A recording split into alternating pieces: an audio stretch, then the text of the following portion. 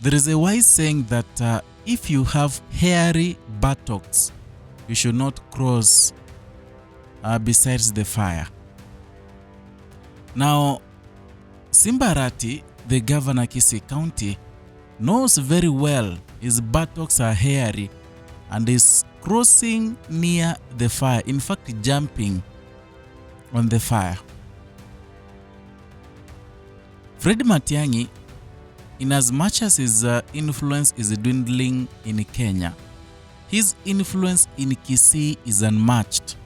And recently, the governor Kisii, Simba Arati, started an ending fight against President or the incoming president or the presidential aspirant Fred Matiang'i, calling him names, saying they behave like women. Now today, Fred Matiang'i stormed Kisii town, stormed Kisii County to stamp authority and send away the governor Kisii, who they refer to Kawangware Gun, to send him away to Kawangware. This is after one of the MCAs of Ichuni Ward, an MCA who was a close ally to the governor, who decamped that camp and joined Fred Matiang'i, was beaten by goons who allegedly are referred to be closer to Simba Arati. And therefore, Fred Matiang'i today stormed the Kisii town, went to the hospital where that MCA was or rather has been getting treatment, and in one way or the other, he managed to clear and wash away the dirt that has been put in Kisii town by the governor Simba Arati, who has been going to bed with William Ruto and has been singing two-term all along. Listen to what Kibagendi said. You know, Kibagendi is the Kitutu Church South Member of Parliament and is a steadfast foot soldier of Matiang'i. And therefore today, whatever Kibagendi said reflects what Matiang'i would have said, but he couldn't say it because he had his foot soldiers like Kibagendi. So Kibagendi said that he and the team of Fred Matiang'i are not gonna allow someone to abuse and insult the region's kingpin. Listen to what he said. I want to tell you, Simba Arati, you have been threatening people in our county. You have been disrespecting people in our county. You have been disrespecting Fred Matiang'i in this county. I want to tell you today, we shall not give you an opportunity with those little goons you walk around with to harass our people and beat up our people. I'm telling you, we shall look for those boys in their homes. We shall look for them wherever they will hide. Nkombwate toserie bonyirobo korbosonga. Nkombwate simole tosibi bosonge. Ntete bisimba Arati. Amachaya ya gwatwalire. Tutakuandama my friend. Tutakuandama, utajificha huko Nairobi Dagoretti. Hata hapa Motonto utatoka. Tariboigo. Mwancho montanya gorama Matiang'i. There are many reasons why Fred Matiang'i came to Kisii unannounced. You know, when a presidential aspirant visits, in as much as it's home turf, when he visits the area, at least there is a period, a grace period of time that is given, a week or something, where people will mobilize, people will be told to come and attend to the aspirant. But whatever he did today, it has a lot of reasons. Number one, Simba Arati, it is said that he was funded by President William Ruto to try and wash away the Matiang'i wave in Kisii. He has been giving money out and meeting different groups in Kisii. And that influence that Simba Arati had come with using money is something that was threatening the influence of Fred Matiang'i in the larger Gusii region. And therefore, he planned an impromptu visit where he could try and wash away the kind of dirt, the kind of damage that had been made by Simba Arati, the governor, Kisii town. Reason number two. Fred Matiang'i realized that his wave in Kisii is reducing. You know, he told the Kisii people that they should support him and unconditionally because he believes in his home turf will stand with him as he goes further in other communities to look for votes.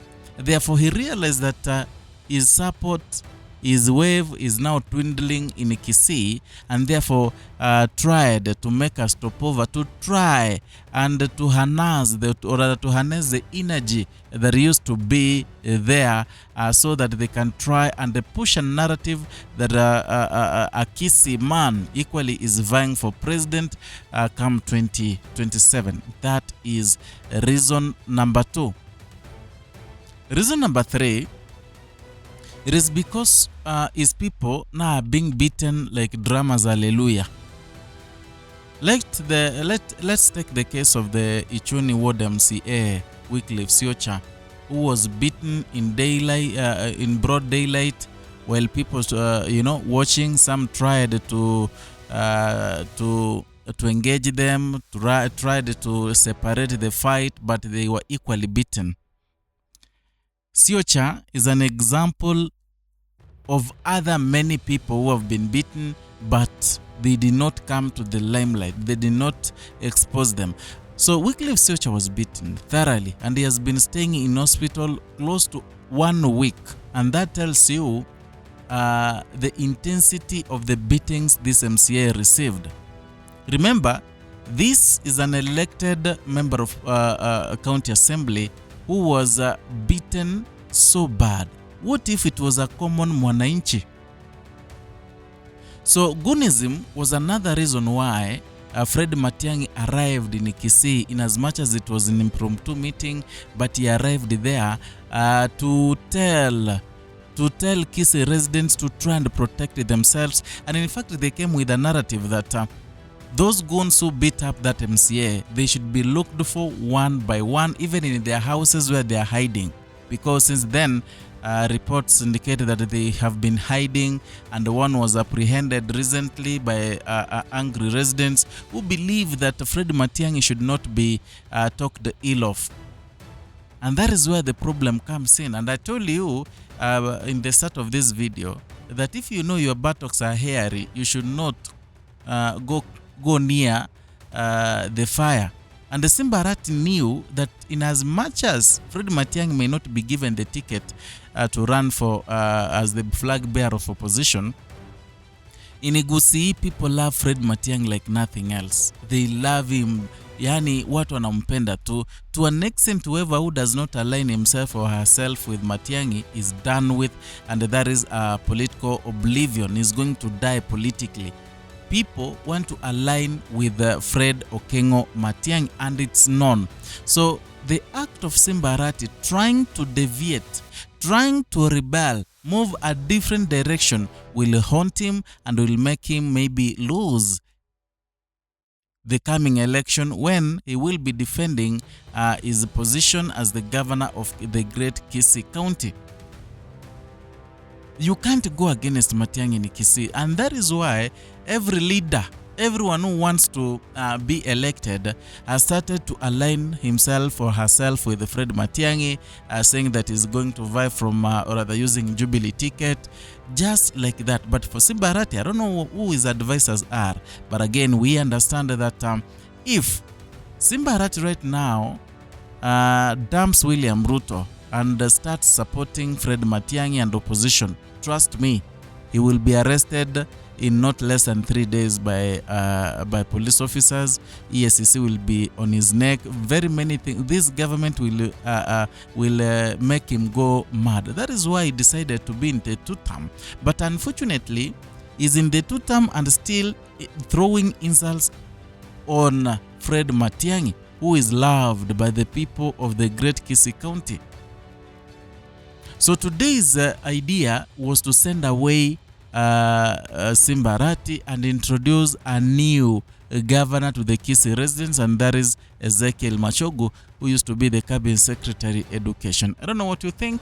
Write your comment down there in the comment section. Let us talk, let us discuss. Perhaps it can form a basis of whatever we're gonna talk about in the next video. So if you're new here, consider subscribing, liking and sharing our content. Hit the notification bell so that you can be receiving notifications each and every time we bring you a new content.